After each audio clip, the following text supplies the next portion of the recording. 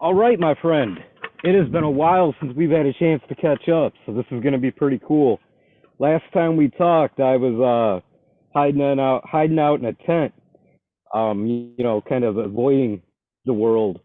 Nowadays, as you can see, I'm out and about in the wilderness, got a nice meditative fire going, and I'm looking forward to catching up with you. So, how have you been in that time span? What's changed for you? Anything? Oh, super excited to be here again with you and be part of your podcast.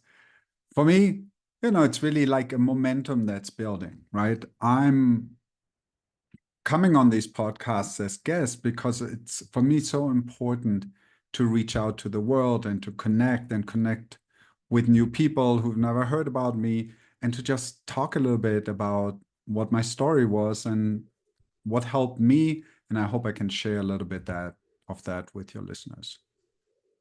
I think that's a beautiful message, and a beautiful intention to set for yourself because that's been exactly what's motivated me. And it's cool because not only through helping other people understand that there's another way you can travel through your journey, you don't have to hide from life. You turn around and you essentially teach yourself those very same lessons, which, is a living experience here in this conversation. I think that's a beautiful, beautiful thing that we all can benefit from. Yeah, totally. I'm super excited to jump into the conversation. Well, let's talk a little bit and start diving into the idea of just that, utilizing our skills and our experiences to not only coach and mentor, but inspire and help the people that we connect with. Yeah. It's so important for us as human beings to help others, to inspire others, to do something of the good stuff we learned in our lives and put that out into the world and have a positive impact on just one person at a time. And I think it's something also so deeply misunderstood because we think, oh, I figured something out, so let me go out into the world and tell everybody else how to do it. That doesn't work. That backfires, right? Because people don't like being told what to do. No one likes being told what to do. I don't like being told what to do. But when I work with my coach, when I get coached myself, because every coach needs a coach, I I work through my own stuff, right? And through the right questions and the right guidance, I come to the point where I give myself the answers that has always been there. And the moment I say it myself, it becomes truth, right? Because it's my truth. I'm sharing it in this coaching conversation when I work with my coach. And then I realize, oh my God, the actions I've been taking are really leading me away from this rather than towards it. So now I have two options. Either I can accept the fact that what I'm doing every day is leading me away from myself, or I can say, I want to change what I'm doing because that is not getting me where I want to go. And then it gets interesting because then it comes down to being accountable to your own goals and doing the things you need to do in order to get one step closer to your dream and to your dream life and to a life which you can enjoy and embrace. And then again, the circle closes because then you can share that with other people.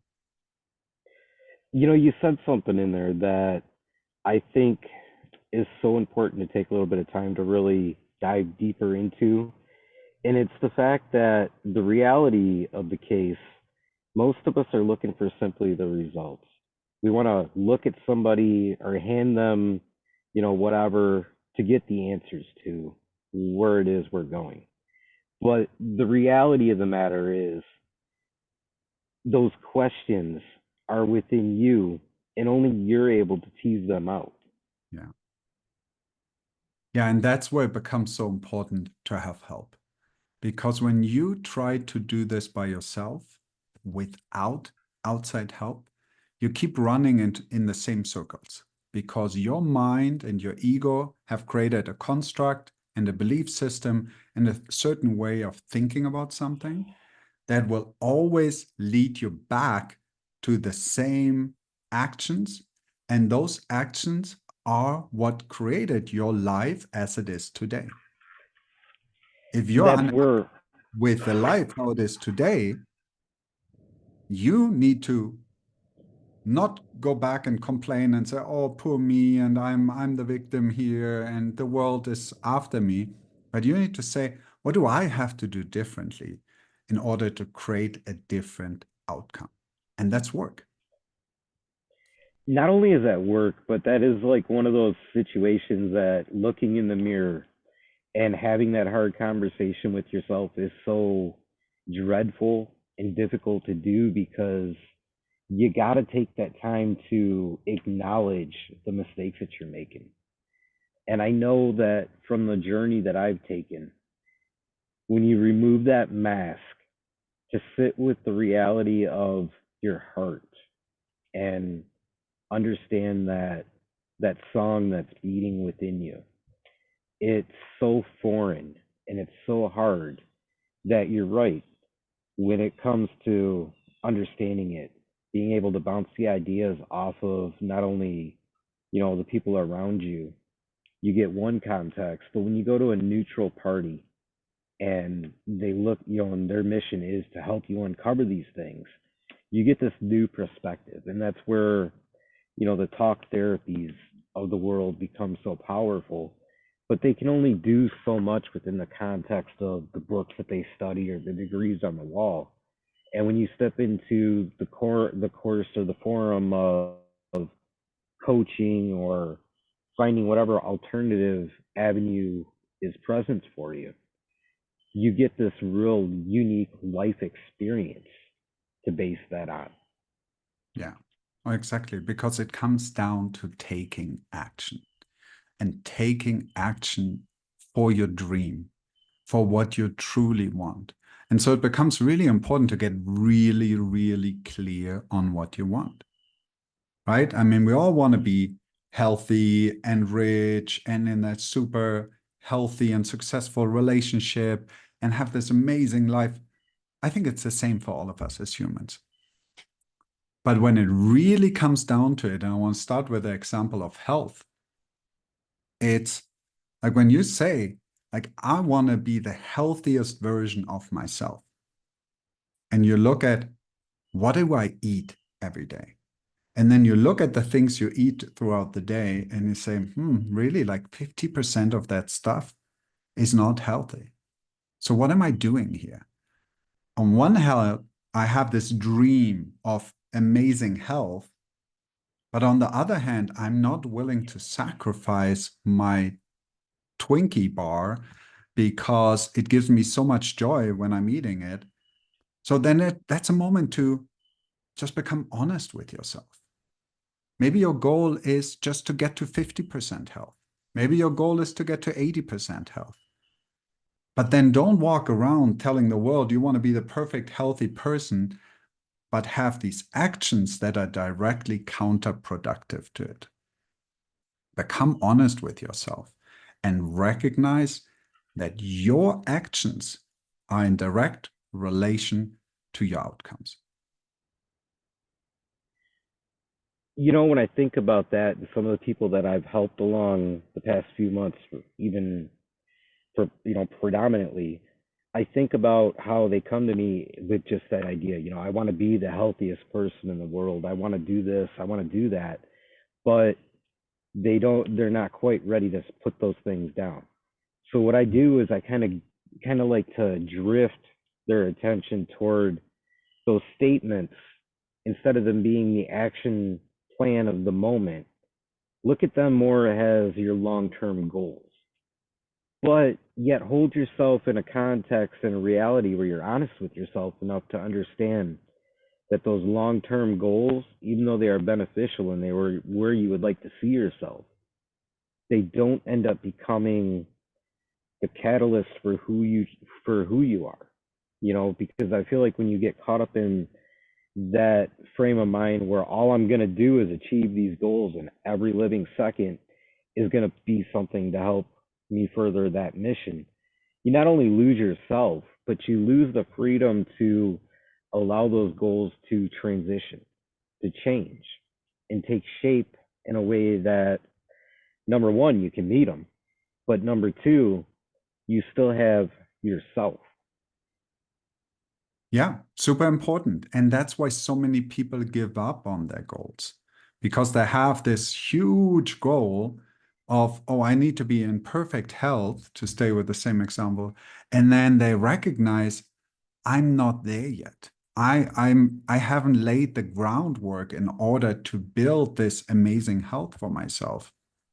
And so rather than saying, I'm going to start off with a small goal and I'm going to make this little adjustment, and then I'm incrementally building up on this over the next month and years so that at some point I'm naturally closer to my goal because I've been adding 1% at a time to it, right? That is much healthier because that's sustainable in the long run. When you want to change your diet and from one day to the next you say, I'm a vegan now and I don't eat sugar anymore and I don't eat gluten and I don't do any of that stuff, and you last 3 days until you cave in, there's no motivation in that. That brings you down. That next time you think about having a healthy life, you say that it's not for me. Maybe I just need to, you know, live off McDonald's and drink my 6 pack of beer every night because maybe that's me. Versus saying, hey, I want to make one adjustment in my life. I'm going to have one healthy meal a day. And that can either be breakfast, lunch, or dinner, but I'm making this a commitment to myself to adjust one piece at a time. And that's then you have that success, right? Because then after a week or two or three, you start feeling better because you've been eating this one healthy meal a day. You've been doing nothing else for your health, but making a conscious effort to do this one thing. And then comes the point, and that usually happens after like a month and a half, where you're saying, I think I could do this for the rest of my life. I believe this. I know I can do this. And that's the moment when you can add the second thing, where you can say, okay, now I'm going to go and exercise for 20 minutes a day. And I go for a walk or I do something really light and easy. And again, you're putting another brick into that foundation of your health. I'm sitting here listening and I'm thinking about the context between, the drastic change between the environments from our conversations. And right before we got together, I was actually making a video talking about meditative fires and how through the act of building a fire from, the kindling, adding one stick at a time to the flame in order to help it grow till finally we get to where we're at now, where we're burning full on logs, is such a beautiful metaphor for that. And building the ritual around something such as making a fire, Yeah. it gives you an opportunity to ground yourself and become not only present within the moment, but bring with that presenceness the intent to look into the way that you're going through things, the way that you're letting things naturally evolve. Because even though we talk about this context of we want to improve ourselves or we want to heal ourselves, and we say we understand that it comes one step at a time, to get toward that ultimate goal of bettering whatever our situation is. But so often the major turnaround point comes in the fact that the results aren't getting there quick enough. When I get this fire going every day, I have to, once I get my ember and I get my flame started, I have to actually sit there for a couple of seconds with a couple of sticks, hold it over it, and let the fire catch on to that before I throw it in there. Because if I just throw a bunch of sticks on top of the pile, I'm going to choke that out because I'm sucking the air out of it. Yeah. And I think these are like beautiful representations of this idea of utilizing a non-biased outside party to help us uncover these answers, because we get so locked in the moment where we're seeing is that tunnel vision of what we're doing, that other person can then add hand us that dry tinder to add to the fire to help it grow. Yeah. And I love this analogy of the fire because it's a little bit like being in the campsite and looking over and seeing someone else have a beautiful fire and they're putting logs on there. And you're like, oh my God, all I have to do is put logs on it, right? But your fire is not starting because you're starting with the logs. But to recognize the importance of spending the time, allowing the little sticks to catch fire, and feeling that satisfaction in saying, like, I did this. I managed to sit here for 5 minutes and get these little sticks to catch some fire is the foundation for then being able 15, 20 minutes later to put your first log on and have a beautiful fire going. Right. So it's really just as simple. And with the fire analogy, I think it's so easy for people to understand. Yeah, obviously, I wouldn't start with putting logs on, but do you apply that to your own life? Because a lot of us think we have to start with the end in mind, but it's not that. Yes. Starting with the little steps and creating momentum and creating some energy and then adding to it and nourishing it and taking care of it and giving it some air and making sure the wind doesn't blow it over and just being there and attending it and giving it attention. That's more important than throwing the big logs on and then being surprised why it's not working. That's a beautiful analogy, a beautiful way to build on that. And as I'm listening, I'm also thinking about the other hang up that we have, which is fear. Now, the inspiration for the way that I do these fires came off of the old Native American idea of keeping fires. And throughout throughout the progression of adapting, or well, taking over the land and everything, it instilled fear within them. But they weren't going to let go of the goal, which was to hold on to a spiritual fire in order to grow and feed the soul. So what they did is they adapted. They said, a large fire is very easy to be seen, and that's going to draw attention. Ultimately, we're afraid that that attention is going to bring a negative repercussion down on us. So therefore, let's shrink the size of the fire. We can have a more intimate, controllable connection with that fire. And when I think about the adapting aspect of that story, it works with all of us because these journeys, whether we're doing it in the moments that we're alone and thinking about how to progress or how to connect with ourselves, or we're having conversations with that neutral party, at some point that fear is going to creep up. And before you know it, you're at a crossroads where that fear is kind of bringing you to a standstill.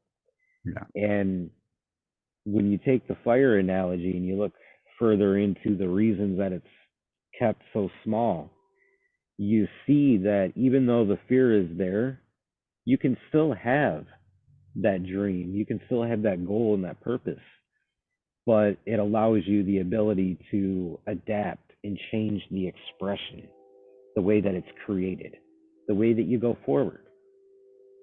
Yeah. Well, I love that because that's my favorite point in my work with my clients.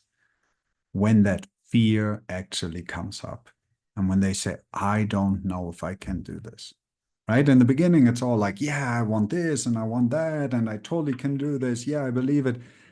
And then when that fear comes up, we come right to those crossroads, right? And that's that moment to say, okay, now it's time to make a decision. Are you going to allow that fear to freeze you and to keep you in indecision where you can't make up your mind? Or you're going to feel that fear and do it anyways and step through it to the other side. It's not about not being afraid. If you ask anyone who does anything, like mountain biking or surfers or whatever, snowboarders, like crazy sports, right? If they are never afraid, They'll tell you, oh, yeah, I'm afraid when I try that new trick and I do that new flip and I could totally land on my head and break my neck. I know that. I would be a fool not to be afraid. But I'm using that fear and I'm processing it and I'm feeling through it and I'm allowing the fear and then I'm doing it anyways. And that's how you conquer fear. Fear is not conquered by being pushed to the side or by being suppressed. It will always explode back out and get you back to this moment of indecision. But when you can allow that fear to come up and you can look it in the face and you take a step towards it, that's when you're breaking through it. See, to me, fear is like one of the most important characters to the hero story. And we all, in some context, look at ourselves as the focal point of a hero story. You know, we feel like we're the underdogs and everything. We feel like we just can't do it, and then we've got to go through and find a way to complete the mission. In the day-to-day world, you know, a lot of the times that's easy because we turn everything off and we just simply disconnect and drive ourselves to the results. But when we look at these deeper aspects of our lives, the parts that we all can agree on are much more meaningful to us and more fulfilling, that's where that fear and all the other outside things come in, all the emotions that give you an opportunity to be a friend. You know, we look at our feelings and our emotions as an enemy, as things that we have to swim up the stream against. But the more that we learn to sit with them, the more that we realize that they're not only telling us something or teaching us an idea or a tool that we can apply later on in the hero journey, but building they're building the beautiful environment, the backdrop that story happens within. Yeah. Well, for me, fear is a beautiful thing because it shows me that I am outside of my comfort zone. That's when I feel my fears coming up. But I also know that when I'm outside of my comfort zone, I'm expanding my comfort zone. I'm expanding my sphere of influence, right? Where I can say, like, I am now comfortable in this new thing. That's where I grow. That's where my strength is. So when the fear comes up, it's actually a really good sign for me because I'm saying to myself, oh my God, I'm afraid of this. This means this is outside of where I feel comfortable. This means I'm growing. This means if I do this 10 more times, I won't feel this fear anymore. That means I have grown. Now my comfort zone is much bigger. Now I have to step out even further if I want more growth. And I will feel fear again. And so I think in today's society, people are very resistant to feeling afraid, Mm-hmm. resistant to allowing fear in their life because it's labeled as bad. And that keeps us all very safe in this little tiny comfort zone of ours in our living room with our TV remote, with whatever habits we're having and saying, like, yeah, look, I'm very comfortable. But that's not living, that's surviving. And as time passes, that comfort zone gets smaller and smaller and smaller and gets more constrictive and more limiting. And suddenly you never go out of your house again and you can't talk to people and your entire life becomes limited. I like how you pulled that in because that's always been a huge part of my hero journey is that disconnect in that survival mode. And when I think about some of the tools that, you know, has guides or coaches or whatever label you or title you may have, the ultimate thing that we're teaching you while we bring you into that level of fear or that zone of being uncomfortable is you can still reach back into that space where you're comfortable to find a daily nugget of mastery. And as you find that mastery each and every day, you're able to bring that with you and feel a little bit safer. a little bit more secure as you start to expand your camp. It becomes really important when you're in that survival mode because you have to prioritize your actions. You have to prioritize what it is that you're doing. When you sit down and you're in the wilderness, you need food, you need shelter, you need fire, right? You got to decide which one you're going to tackle and how to do that logically. You set up a shelter of some sort. Then you start to build a fire. And then you start expanding. You start looking for food. And once you get those things together, then you're able to expand your camp and start to make it more comfortable. And that's the same thing that we're teasing people through along their very own beginning stages of a hero journey is understanding that you prioritize what it is you're doing. You find that level of mastery, which becomes your shelter. And then as you step out from that and you explore, you find the materials for a fire. You start to craft that fire, reaching back into the shelter when it's time to rest. Then you go to the fire, you warm up, you venture out, explore, you find your food. You bring it back, you put it on the fire to cook it. Then you to return back to your shelter to rest. And it's a process. It's essentially just like any other living circle or cycle within within the living world around us. And what I really love to turn people on to when I'm on the trail with them is just that how nature operates in a balanced circle. And a part of our journey, a part of the narrative within that hero cycle and hero story is aligning our very own circles to build a tower or build a mountain that leads you to achieving those goals that you set out for.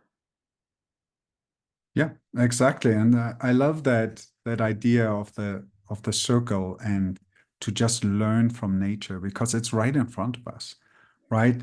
This world has been existing for millennia in this way. And we are trying to do something different where we think like, oh, I know a better way. Let me do it better than nature. But it's so silly because ultimately it is all about this expansion and contraction and expanding again and contracting. And ultimately, every time you expand outside into some new area, that's where you grow. That's when you're going to bring back more into your contraction phase and you can integrate it. And then you expand again. And then you bring that back and integrate that. And it's exactly the same as building your camp, right? If you say, like, oh, building a shelter is so much work and it's uncomfortable and it's going to hurt my hands and I'm going to walk around and maybe I shouldn't build a shelter. You're going to be in trouble, right? Same if you say like, I already looked over there for food. I didn't find anything. Why would I even bother going anywhere else? I probably won't find anything. And again, you're in trouble. But when you challenge yourself to expand out into new territory, into something you might be afraid of, that's where the pot of gold is on the other side of that. I picked up the hatchet for a reason as you were talking because the more I think about where we're going with this conversation and the idea of inspiring people and making it okay for them to, within their own thoughts and ideas, ask for help with these difficult moments, such as building a shelter. Building a shelter is much easier with tools, right? Oh, yeah. Well, so is progressing through your own hero journey. If you pick up the tools and understand that the characters that we interact with and that move in and out of our story through life are represented by a hatchet when you're trying to find materials and build a shelter, it makes it just that much more comfortable. It Yeah. puts that level it puts that level of mastery within the context of having to interact with people in this world. And I love that example as I'm sharing it and putting it together because I'll tell you, when it comes to reaching outside of the shelter or the camp with my social anxiety that I've learned how to befriend, looking back on it, that was the hardest thing in the world to do, Yeah. to accept not only that I could have a relevant conversation with somebody that could benefit us both, but also to justify to myself that anything that I would have to offer to conversation or friendship or even relationship was valid. You know, that I actually had something to contribute. And that comes from taking the time to build the tools in order to discover your own worth and your value. Yeah. Oh, and also to have the right tools. If you want to Yes. build a shelter and you have a paintbrush, which is an amazing tool to create beautiful art, that's not going to help you in building your shelter. But to have the right tool and to have that hatchet to assist you is going to allow you to get to sleeping warm in your built shelter much quicker. Doesn't mean you can't build a shelter without a hatchet. That's not what we're saying. Yes, you can. It will just take you that much longer. So the reason you use tools, the reason you use a coach in your life is because you want to minimize the time that it takes you to get there. And look at professional athletes, musicians, even politicians, anyone who's anywhere in the public field. They all have coaches because they understand the importance of having someone by their side in order to achieve that pinnacle of success, right? We got the Olympic Games going on right now. You want to be that gold medal winner, you're not going to try to do that without a tool, and that tool is your coach. You want to build that shelter quickly and efficiently, get yourself a hatchet, get yourself someone who has built a shelter before and who can say, yeah, no, that's not going to work, try this. And now suddenly you're sleeping warm and cozy much quicker than the other guy is trying to figure it out by himself over a 10-year period. And so, that being said, and I love that you picked up the hatchet, I want to invite the people listening to us here to take a leap of faith and to try something new and to try out how it can be when you use a tool. And so, what I want to offer is if anyone says, I want to know what it's like to work with a coach, I'll spend an hour with you for free, my time for you to just explore the process and see what you can get from using a tool.